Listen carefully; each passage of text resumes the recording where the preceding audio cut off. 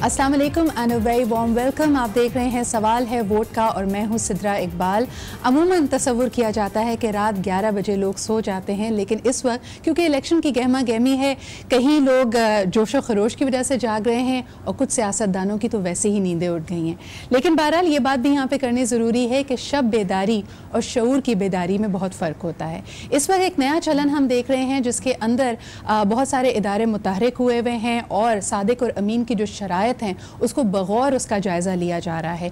एक के बाद एक कई हम अहम लोगों को देख रहे हैं। बड़ा झटका जिसको तसव्वुर किया जाता है पॉलिटिकल पार्टीज़ के लिए कि उनको नाअहल करार दिया गया। और आज की सबसे बड़ी ब्रेकिंग स्टोरी यही थी कि शाहिद खाकान अब्बासी जो कि साबिक वज़ीर आज़म पाकिस्तान है, उनको भी ताहयात सियासत से नाअहल करार दिया गया है।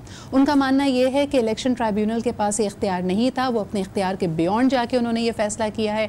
हाई कोर्ट में ले जाके इसको कंटेस्ट भी करेंगे। साथ ही साथ हम देखते हैं कि फवाद चौधरी पीटीआई के जो मीडिया स्पोक्स पर्सन हैं उनके ऊपर भी इसी तरह की एक आज क़यामत गिरी है, क़यामत सुगरा। उनसे भी कहा गया है कि वो भी सियासत के लिए अहल नहीं है। इसको कैसे कंटेस्ट करेंगी पॉलिटिकल जमातें, ये अब देखना है। लेकिन साथ ही साथ इसका कितना नुकसान हो सकता है इन जमातों को, खुसूसन PMLN को, इस बात से शुरुआत करेंगे आज के प्रोग्राम की। हमारे साथ हमारे इस्लामाबाद ब्यूरो के चीफ तारिक चौधरी साहब मौजूद हैं। इसके अलावा सीनियर तज्ज़िया निगार ओवैस तौहीद साहब भी हमारे साथ मौजूद हैं। आप दोनों को वेलकम करना चाहूँगी शो में। और शो का जैसे फॉर्मेट है कि आपके पास 80 सेकंड होंगे हमारे सवाल पे अपना तज्ज़िया, अपना जवाब, अपने कुछ नताइज उसके ऊपर निकालने के लिए, और आखिर में हाँ या ना में आपसे जवाब भी लूँगी। तो मेरे पास जो आपके लिए पहला सवाल है वो ये है कि नवाज़ शरीफ के बाद शाहिद खाकान अब्बासी की नाअहली, ये मुस्लिम लीग नवाज़ के लिए कितना बड़ा झटका है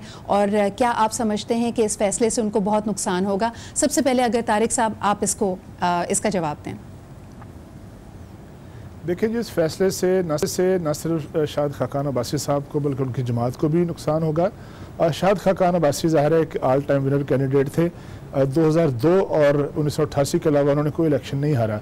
उनके खिलाफ कोई इंक्वायरी नहीं थी, कोई नैब में केस नहीं था, कोई ट्रायल नहीं था, कोई कहीं ज़ेर तफ्तीश नहीं थे, और बल्कि बड़े एतमाद के साथ वो मरीज से और इस्लामाबाद से इलेक्शन में हिस्सा ले रहे हैं। अब ज़ाहिर है अगर वो 62(1)F के तहत नाअहल हुए हैं लेकिन इस्लामाबाद से उनके कागजात जो है मंजूर हो गए हैं, तो डेफिनेटली इस हल्के पे भी उस फैसले का असर होगा। क्योंकि जब ये फैसला तहरीरी शक्ल में जाएगा इलेक्शन कमीशन के पास, तो चूँकि वो नाअहल हो चुके हैं ताहियात, तब तक जब तक कि उनके हक में कोई फैसला ना आ जाए अपील में, तो डेफिनेटली कोई ना कोई अपील में जाके, पिटिशन में जाके उनके इस हल्के से जो उनका कैंडिडेचर है वो भी ख़त्म हो सकता है, इसका इम्कान है। तो ज़ाहिर है उनको नुकसान होगा। इसी तरह चूँकि इससे पहले मियाँ नवाज शरीफ साहब नाअहल हो चुके हैं, मरियम साहबा जो हैं वो नैब में उनके खिलाफ केसेस हैं, शहबाज शरीफ साहब पर जो है वो तलवार लटक रही है, सादर रफीक साहब अंडर तफ्तीश हैं, इसके अलावा सलमान रफीक साहब हैं, मिफ्ताह इस्माइल साहब को कल तलब किया गया। तो ये सारे एक सीरीज़ ऑफ इवेंट्स है जिसकी वजह से मुस्लिम लीग नून जो है उसके अंदर पहले से खलबली है। इसका एक और जो है उसका नुकसान जो है वो एक नफसियाती फिजा जो है इस मुल्क में, कन्फ्यूजन है, लोग सवाल पूछते हैं चेम ये है कि क्या इलेक्शन होंगे या नहीं होंगे, अगर होंगे तो किस तरह के होंगे। तो मेरा ख्याल है आप कह रहे हैं कि नुकसान इसका बहरहाल होगा, तो जवाब नफी में नहीं बल्कि इकरार में है। इसके बहुत बहुत शुक्रिया। वैसे आपके पास आना चाहूँगी, पब्लिक सेंटिमेंट उसकी क्या फिजा बन रही है? यानी ठीक है इनकी नाअहली अपनी जगह और PMLN को इसका नुकसान होना अपनी जगह, लेकिन मेरे ख्याल में इलेक्शंस तो गैर यकीनी नहीं है, लेकिन क्या पब्लिक सेंटिमेंट प्रो PMLN हो जाएगा इस तरह के फैसलों के बाद?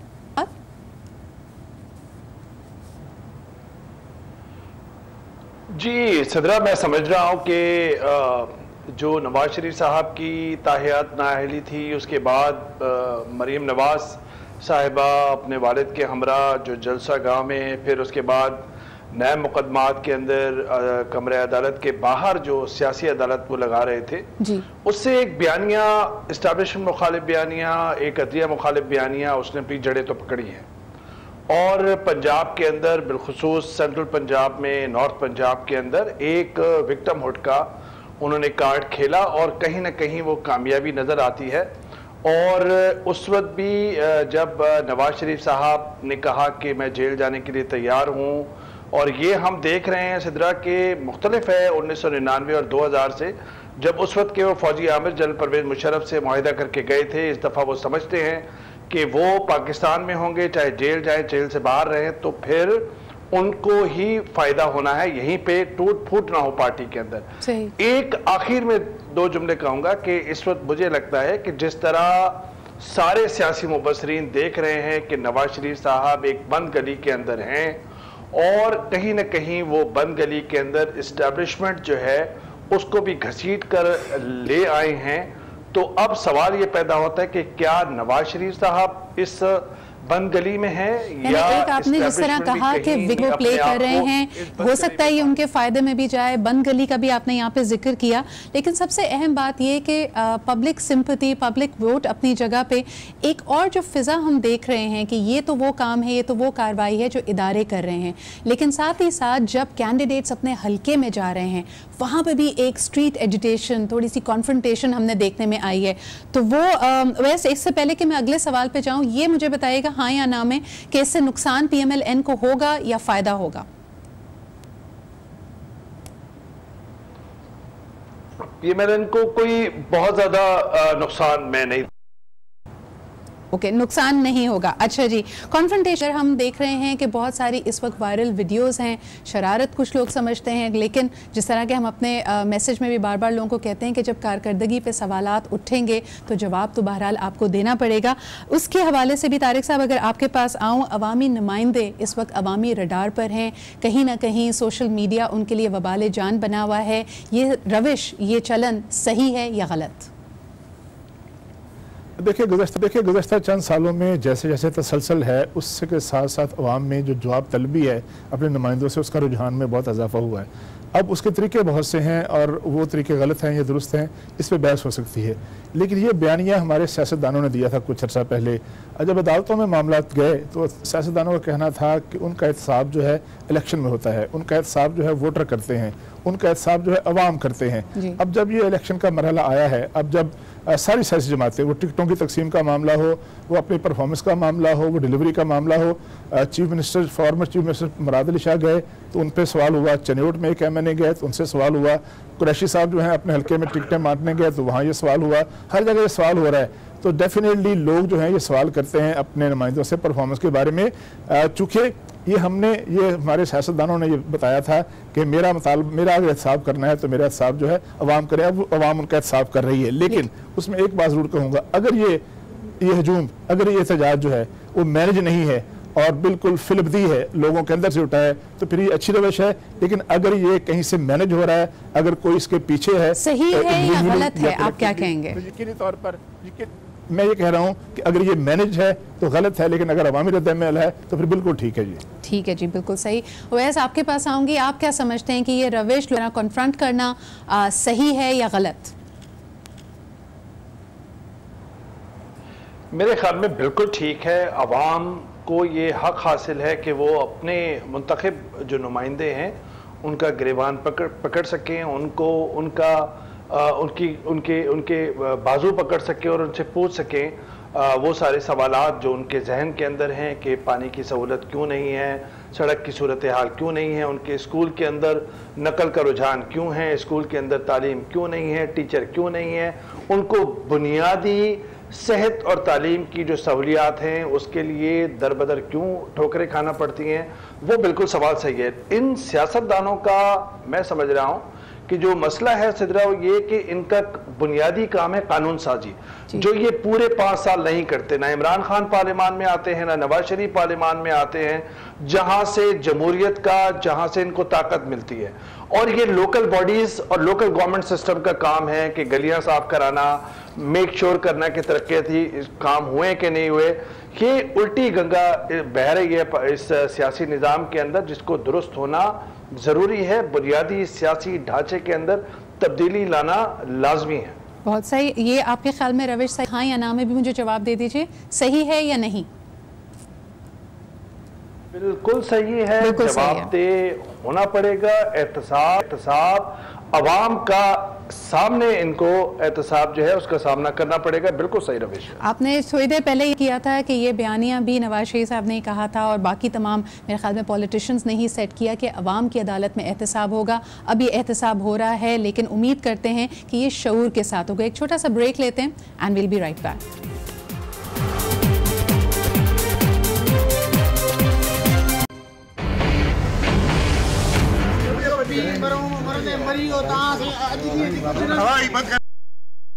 साईं हिकिड़ो सवाल आहे, सवाल इहो आहे त तव्हां 10 साल असांजे माना कच्चे में हुकूमत कई आहे, न स्कूल आहे, न बिजली आहे, न रोड आहे, कुछ भी ना है। तव्हां पाण ॾिसी आया हो।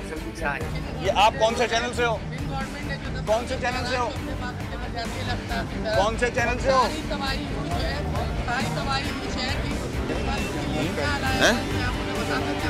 कौन से चैनल से हैं आप? नहीं, रिहायशी फिर अलग से बात करेंगे। यहाँ पे मैं अफसोस करने के लिए आया। अफसोस 5 साल पहले हमारे हुए थे। अफसोस 5 साल पहले हमारे हुए थे। अफसोस 5 साल पहले हमारे हुए थे।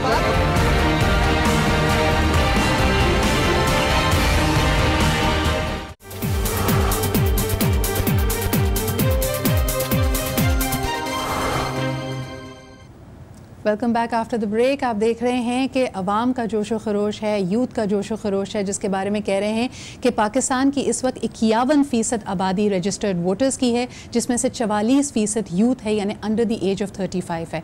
उसमें गम व गुस्सा भी पाया जाता है, लोग सवाल का जवाब भी मांग रहे हैं। और हमने इन वीडियोज़ में देखा कि जो चैम्पियंस ऑफ डेमोक्रेसी हैं, जो हमारे कैंडिडेट्स हैं, वो खासी मुश्किल में नज़र आए, बल्कि उनके कुछ जवाबात, कुछ रिस्पॉन्सेस तो काफ़ी गैर जमहूरी भी थे।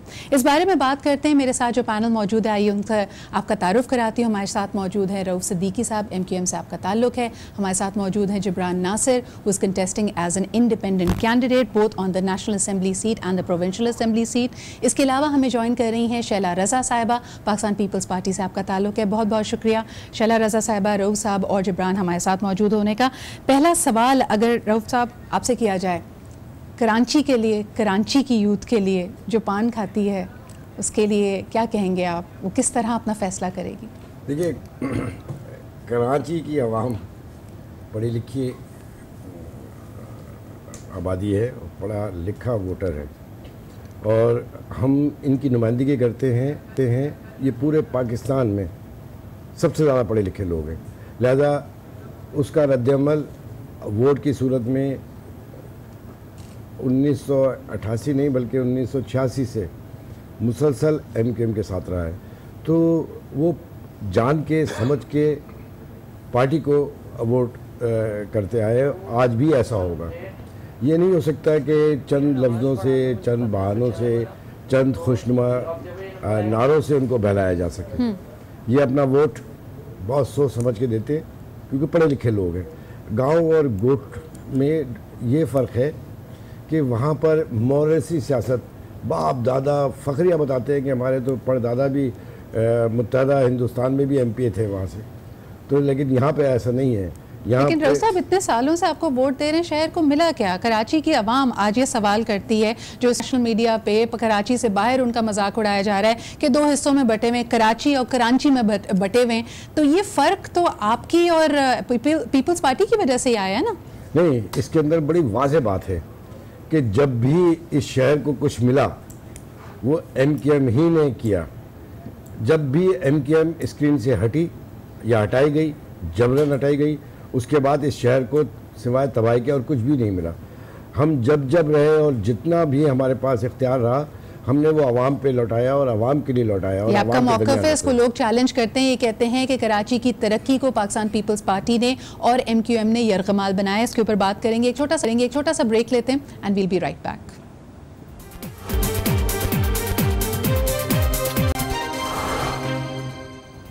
Welcome back after the break. Shaila Raza साहिबा हमारे साथ मौजूद है, उन्हीं से सवाल करना चाहूँगी। पहला, शैला, इस वक्त हमारे पास यके बाद दीगरे कई कैंडिडेट्स की नाअहली की खबरें आ रही हैं। शाहिद खाकान अब्बासी की एक बहुत बड़ी ब्रेकिंग न्यूज़ रही है। लोगों का तस्वुर और इस वक्त एक आम तासुर ये है कि PMLN पे और PTI पे तो नैब की गिरफ्त बहुत सख्त है, लेकिन ऐसा लगता है कि सिंध में पाकिस्तान पीपल्स पार्टी पे ख़ास तौर पर कुछ करम नवाजी की जा रही है। इस तासुर को आप दूर करने के लिए क्या कहेंगी? अब ये तो तासुर है, अगर अपना लोग अपने ऊपर बना लें तो मैं क्या कहूँगी।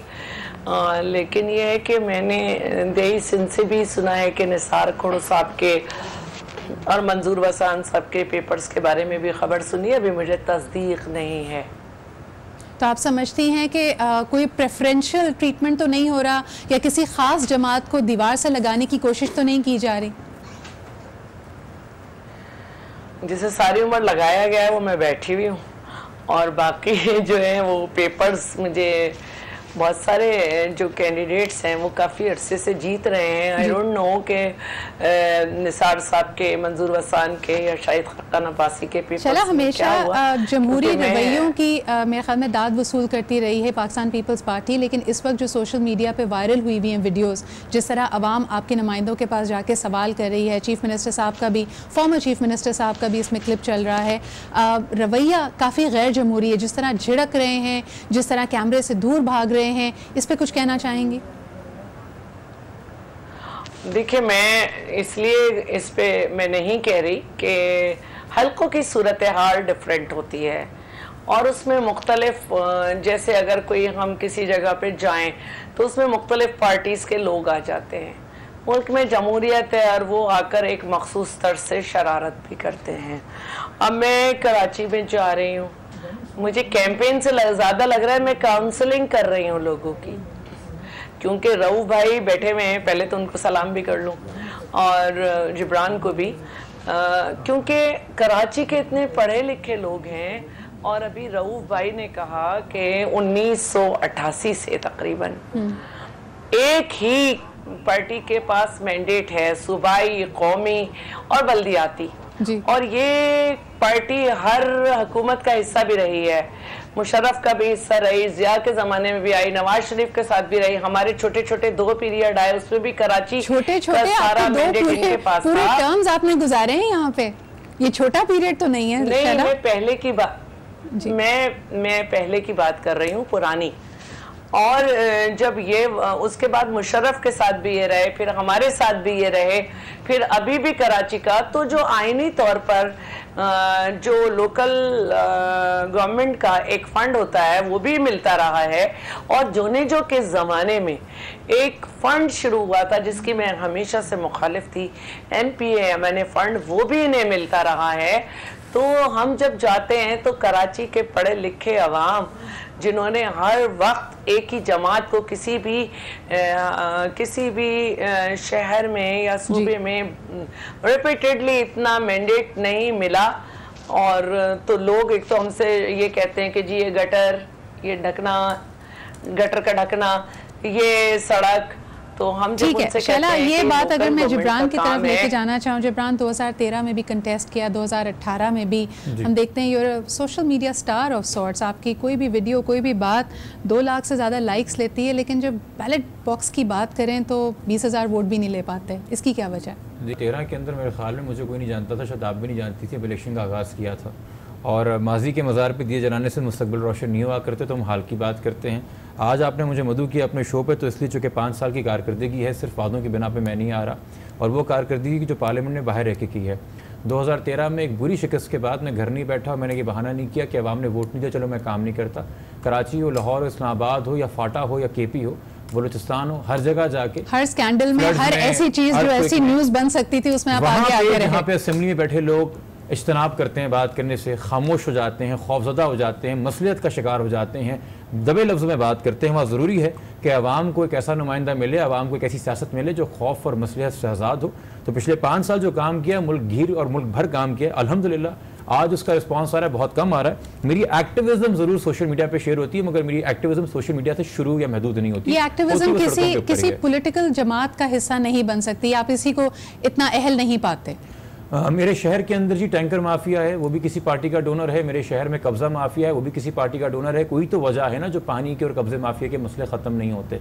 हमारी पार्टी के अंदर मुझे आप बता दीजिए, अगर मैं मोटे मोटे किस्सों के पीछे बात करूं, राव अनवार के केस के ऊपर मैं उस पार्टी को ज्वाइन करूं जो राव अनवार को बहादुर बच्चा कहती है, या मशाल खान के केस के ऊपर मैं उस पार्टी को जाके ज्वाइन करूं, मुत्तहिदा मजलिस अमल को, जो जाके उसके कातिलों के लिए रैलियां निकालती है, या कराची के अंदर मैं उस पार्टी को ज्वाइन करूं जिसका एक माजी दागदार रहा है वायलेंस के हवाले से। आपकी बातों से याद आ रही है 2013 की PTI की कैंपेन, इसी तरह की वादे, इसी तरह की बातें कि जी इंसाफ का हम नारा लेके चलेंगे, और आज 5 साल के बाद हम देख रहे हैं वो इलेक्टेबल्स की सियासत कर रहे हैं, वो ऐसे लोगों को ला रहे हैं जो इवेंचुअली वोट लेंगे और सीट्स उनको ला के देंगे। आप अकेले क्या कर पाएंगे? मैं इसलिए तो कह रहा हूँ कि अगर मुझे वही सियासत करनी होती तो मैं भी शायद पीटीआई का कोई टिकट ले चुका होता जब मुझे ऑफर किया या धरना दे रहा होता उसके खिलाफ, या धरना दे रहा होता उसके लिए। द रीज़न मैंने ये काम नहीं किया वो ये है कि एक नई सियासी पार्टी की जमात और बुनियाद डालने की कोशिश कर रहे हैं इस मुहिम के जरिए जो इस इलेक्शन के बाद डाली जाएगी, जो कि इसकी बड़ी वजह यह है कि कराची के अंदर इस वक्त जितनी भी क़यादत नज़र आ रही है जो बनाने की कोशिश की जा रही है या वो गैर संजीदा नज़र आ रही है या आपसी खिलाफात का शिकार नज़र आ रही है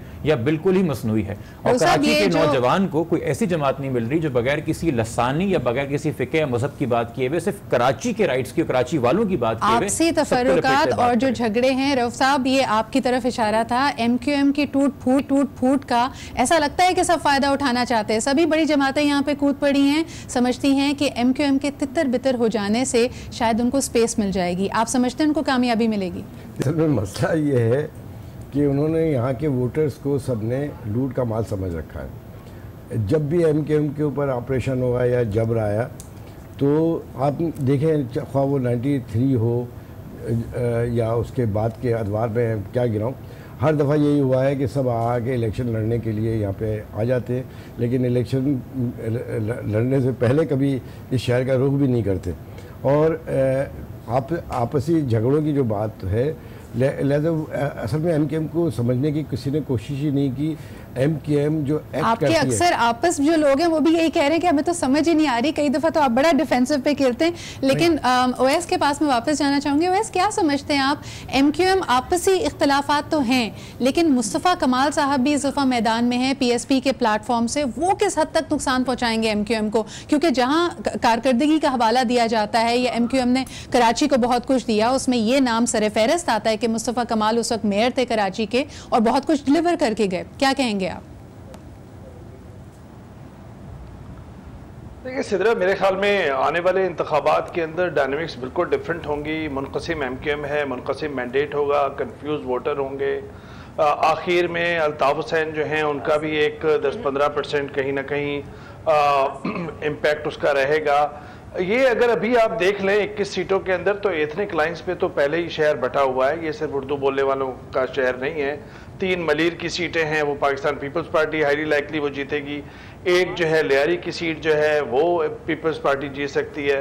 किमाड़ी पे PTI और पाकिस्तान पीपल्स पार्टी का होगा। फिर MQM का बहुत जेनरस हो रहे हैं क्योंकि 2013 के इलेक्शंस को देखा जाए तो कराची से सिर्फ एक नेशनल असेंबली की सीट और 2 प्रोविंशियल असेंबली की सीट जीती है पाकिस्तान पीपल्स पार्टी ने। तो ये तो आप डायरेक्टली कह रहे हैं कि जो नई हल्का बंदियां हुई हैं उसका फायदा हो सकता है। नई हल्के बंदियां हुई हैं सिदरा नई हल्के बंदियां हुई हैं, उसके तहत मैं आपको बात बता रहा हूँ।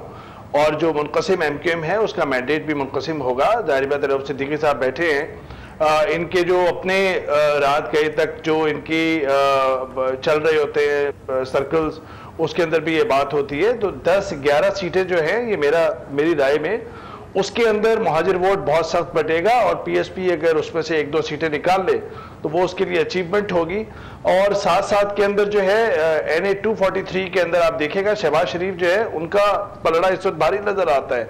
फिर इसी तरह MMA के जो जमात इस्लामी के कैंडिडेट हैं साइड के अंदर वो नजर आते हैं, शाहिद सैयद मुझे कमजोर नजर आते हैं। ठीक है, MQM के लिए एक बहुत जानजोखों का काम है क्योंकि बहुत ज्यादा आपस में तफर्रुका शैला, आप समझती हैं कि पाकिस्तान पीपल्स पार्टी को इसका फायदा होगा क्योंकि सबसे कराची में MQM ही माने जाते थे पाकिस्तान पीपल्स पार्टी के, इनके आपस के जो झगड़े हैं तफर्रुकात हैं उससे क्या आप लोगों को फायदा होगा? देखिए, इनके आपस के झगड़ों का फायदा किसको होगा ये एक अलग बात है। तौफीक साहब की मुझे आवाज बिल्कुल भी नहीं आई इसलिए मुझे नहीं मालूम, लेकिन कराची को पाकिस्तान पीपल्स पार्टी ने सबसे पहले एक हुकूमत होने के नाते अमन दिया है जिसमें फेडरल गवर्नमेंट की एक पाई नहीं है। उसका सारा क्रेडिट तो शहबाज शरीफ साहब ले जाना चाहते हैं, वो तो कहते हैं कि हमने अमन दिया कराची को। मैं आपको दलील से जवाब दे रही हूँ। 2 साल से 3 साल से आप बजट उठा के देखें, रेंजर्स को हमने बाकायदा बजट दिया है अपने हर साल के, उसमें नवाज शरीफ का इसमें कोई किरदार नहीं है। आइन का आर्टिकल 147 यही कहता है कि हम अपनी शराइत पर उन्हें बुला सकते हैं जब तक चाहें। लेकिन शैला, वो भी हमें याद है कि उनकी तौसी का मामला हमेशा आखिरी डेट तक लटका रहता था, बेयकीनी की फिजा होती थी। बेशक आपने उनको इख्तियारात दिए होंगे लेकिन हमें कोई इसका परमानेंट सोल्यूशन तो फिर भी नजर नहीं आता था। परमानेंट सोल्यूशन ये है भी नहीं। उनकी तौसी को भी हमारा ही इख्तियार है, और तौसी जो है उनके यहाँ रहने में नहीं, उनको जो 2 इजाफी इख्तियारात दिए गए थे उस पर बात होती थी, क्योंकि उस पर कराची में जब लियारी से बाहर निकल के ऑपरेशन आया था तो शोर मचा था, तो सीएम ने फिर उसको अपने इलेक्टोरल कॉलेज यानी कि असेंबली से मंजूर करवाते थे। और दूसरी बात यह है कि कभी भी रेंजर्स ने ये नहीं कहा, चाहे बिलाल अकबर हो या कोई, के सिंध कि पीपल्स पार्टी की हुकूमत उनके रास्ते में रुकावट बनी है। ठीक है जी। दूसरी यही चीज अगर मैं स्टूडियो में लेके आ जाऊं, हमारे साथ मौजूद है रऊफ भाई, जो अभी इशारा मेरे ख्याल में शैला ने भी दिया, क्या आपको लगता है कि शरारत का कुछ अंसर हो सकता है, क्योंकि कैंपेनिंग का वक्त है, इलेक्शंस करीब हैं, ये जो सोशल मीडिया पे हम कॉन्फ्रंटेशन की वीडियोस देख रहे हैं, क्या इसमें कुछ शरारत हो सकती है? बात यह है कि मीडिया तो आज कह रहा है, हम तो शुरू दिन से हमारा नारा ये था और हमारी तकरीरों का ये हिस्सा होता था कि अवाम अपने मुंतखब नुमाइंदों से उनकी परफॉर्मेंस पूछे, बाप दादा की जागीरें ना पूछें, बल्कि उनसे पूछें कि उन्होंने क्या सर्व किया। एक बात। दूसरी बात है कि मैं जल्दी जल्दी कुछ अवैध भाई ने भी कुछ बातें इशारे किए कि एमकेएम को नुकसान, एमकेएम के साथ तो जो सबसे बड़ा नुकसान और प्री पोल रैगिंग जिसे कहते हैं कि 70 लाख और 90 लाख आबादी ही सिरे से लापता कर दी। उसके बाद हल्के बंदियाँ हुई और वो हल्के बंदियाँ भी इस तरह की गई कि एमकेएम की सीटों को आगे पीछे किया जा सके। 90 लाख कोई 2-3 हज़ार लोग तो है नहीं रऊफ साहब, अगर ये गायब हैं तो ये सड़कों पे क्यों नहीं निकल आते कि हम किसी लिस्ट में नहीं है? 90 लाख एक बहुत बड़ा नंबर होता है। वही तो, उसके ऊपर हम सुप्रीम कोर्ट में गए हुए हैं और फिर वफाकी हुकूमत ने तस्लीम किया था कि 5% के ऊपर हम इसको दोबारा चेक कर लेते हैं, वो भी नहीं किया। खैर भारत में अभी इस बात को और आगे बढ़ाऊँ।